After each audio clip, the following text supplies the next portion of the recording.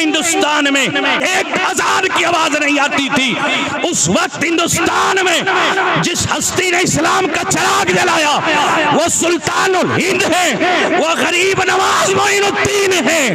हम उसी दीन पे हैं। माई का लाल कोई हमें दिखा दे कि गरीब नवाज के मिशन से हम बाहर नजर आते गए।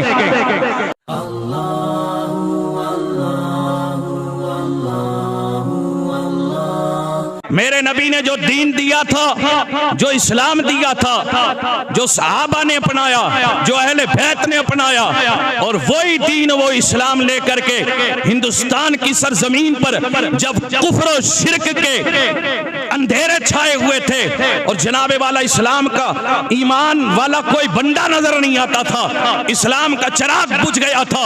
हिंदुस्तान की सरहदों से लेके पूरे हिंदुस्तान में कहीं अजान की आवाज नहीं, 1000 की आवाज नहीं आती थी।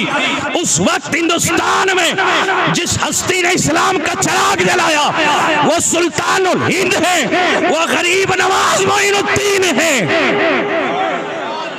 मैं जरूर कहूंगा हम उसी दीन पे हैं। माई का लाल कोई हमें दिखा दे कि गरीब नवाज के मिशन से हम बाहर नजर आते गए।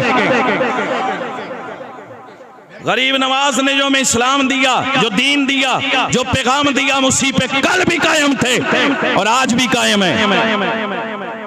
अल्लाहु अकबर। ख्वाजा गरीब नवाज की बात चली गई। ये कौन है ख्वाजा गरीब नवाज? मैंने इस पे पहले भी कई मरतबा उनकी सवाने आयात से मुतालिक जिक्र किया गया। अल्लाहु अकबर। जब खाना काबा से आपको मकबूलियत मिली गई, आपके मुर्शिद कामिल ने आपको उस कमाल पे मंजिल मकसूद पे पहुंचा दिया, फिर मेरे आका के दरबार में रहे सोने नबी ने इन्हें इजाजत अता फरमाई, जाओ मोइनुद्दीन, हमने तुम्हें हिंदुस्तान की तुम्हें विलायत अता की है।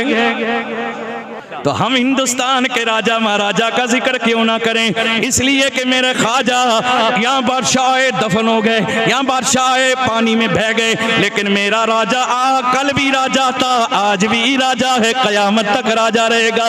मेरे राजा हिंद के राजा कैसे हैं? इतना बात अब बताना चाहता हूँ।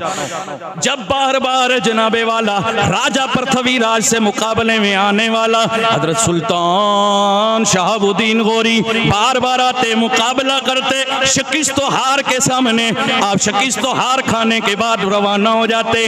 जब आपने लास्ट मर्तबा आप रवाना हुए, फिर आपने जनाबे वाला हिंदुस्तान से गुजर के गजनी पहुंच गए। आपने इरादा किया बार बार शिकिस्त हार मुझे हुई गए, अब मैं जनाबे वाला इसका जबरदस्त मुकाबला करूंगा, ऐसी टक्कर लूंगा कि अपना नाम जो मेरा गुम हुआ गए उसे रोशन कर डालूंगा।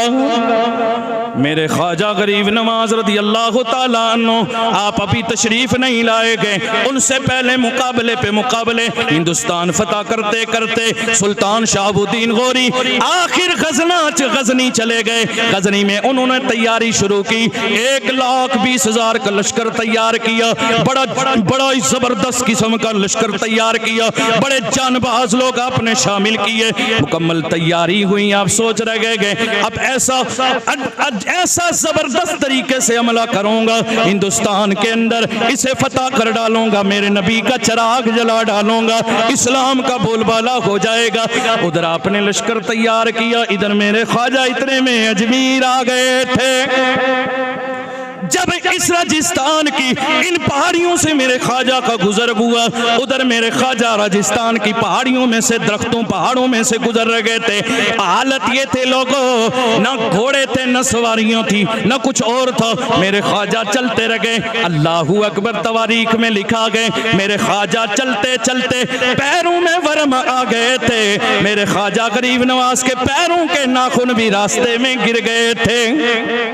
ये थे दीन की खिदमत जनाब। अल्लाहू अकबर। तवज्जो रखना जरा 2 मिनट के लिए। वहां पर जब मेरे ख्वाजा गुजरे राजस्थान से, एक वो बंदा जो लश्कर से बिखर गया था, वो लश्कर से जनाबे वाला कहीं रास्ता भूल गया था, वो सुल्तान शहाबुद्दीन के लश्कर का बंदा, उसने मेरे ख्वाजा को देखा नमाज पढ़ते हुए जो जंगलों में बियाबानों में भटक रहा था, दौड़ के आया ख्वाजा की बारगाह में, अर्ज किया फकीर बाबा किधर जा रखे गए? कहा मैं अजमेर जा रहा हूँ। राजा पृथ्वी फकीर आज के वहाँ राजू महाराजों की टक्कर पे उसने कहा नहीं नहीं, हमारा बादशाह कई बार शिकस्त खा के आगे मत जाना, मर जाएंगे, मारे जाएंगे या हार जाएंगे, मत जाओ। आप तो अकेले गए, वहाँ तीरों का तलवारों का वहाँ तो बड़े बड़े हथियारों से मुकाबला ना हो सका, आप फकीरी में क्या करेंगे, आपके पास तो कुछ भी नहीं है। ख्वाजा गरीब नवाज ने फरमाया ओ शहाबुद्दीन के सिपाही कान खुल के सुन ले, ओ शहाबुद्दीन गौरी आया था, उस वो अपनी मर्जी से आया था, मोइनुद्दीन अपनी मर्जी से नहीं आया गए, सोने मदीने वाले ने भेजा गए। और शहाबुद्दीन गौरी अपनी ताकत के बलबूते पे आया था, ये मोइनुद्दीन अपनी ताकत पे नहीं आया गए, सोने मदनी की ताकत पे आया गए। उसे अपने हथियारों पे भरोसा था, मुझे अपने सोने मदीने वाले पे भरोसा गए। और शहाबुद्दीन गौरी के दिमाग में था मेरे हथियार में असहार आ गए, मोइनुद्दीन मदीने वाले पे भरोसा करता है, वो मेरे सहारा है। अब जरा बात जरा मुकम्मल करता हूँ। शहाबुद्दीन गौरी तैयारी कर रहे हैं, 1,20,000 का लश्कर तैयार किया, उन्हें रोजाना ट्रेनिंग दे रखे गए। रात के वक्त में सोए, एक सोनी सूरत वाला, बड़ी हसीन खूबसूरत वाला, कोई नौजवान सोने चेहरे वाला ऐसा बुजुर्ग फकीर सामने आया, कहने लगा शहाबुद्दीन देर मत करो, इधर हमला आवर हो जाओ। आपने अपनी फौज को पलट दिया। सुबह हुई, आपके दिमाग में बात आई, किसी फकीर ने मुझे इशारा दिया गया, कामयाबी मेरे कदम चूमेंगी। आपने जनाबे वाला फौरन वहां से सफर किया, 1,20,000 फौज लेके दाखिल हुए। फिर लोग वो 300 राजपूतों का जो लश्कर था, फौज थी, उन्हें शिकस्त देके जब अजमेर में दाखिल हुए, मुख्तसर ये मेरे ख्वाजा पहाड़ों में अजान दे के नमाज पढ़ गए थे। शहाबुद्दीन गौरी ने कहा इधर कौन अजान दे रखा गया, इंडिया में तो पहले अजान, भारत में, हिंदुस्तान में अजान तो कहीं नहीं होती थी, इन पहाड़ों से अजान की आवाज कैसे? उन्हें खबर ना थी मोइनुद्दीन आ गया है।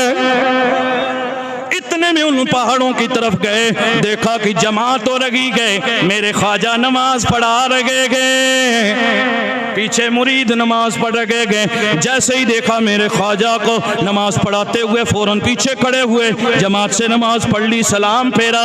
जब जनाबे वाला चेहरे पे नजर पड़ी, शहाबुद्दीन हैरत में पड़ गया, हैरान और शस्तर रह गया कि ये तो वही बुजुर्ग हैं, वही फकीर हैं जिन्होंने मुझे ख्वाब में इशारा किया था, हिंदुस्तान आ जाओ, फतह मिल जाएगी।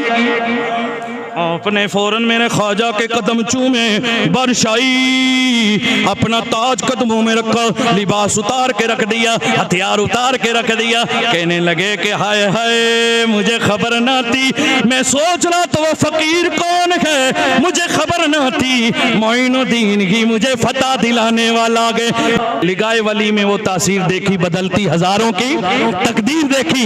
लोगों, जो शहाबुद्दीन गौरी ने अपना ताज, अपना लिबास, अपना हथियार ख्वाजा गरीब नवाज मोइनुद्दीन चिश्ती की बारगाह में रखा, अजमेर में उस जगह में लोगों मेरे ख्वाजा की बारगाह में रख के कहा मैं बादशाह नहीं, बादशाह आप हैं। उसी दिन से जनाबे वाला मेरे हिंद के राजा का चर्चा चारसू होने लगा।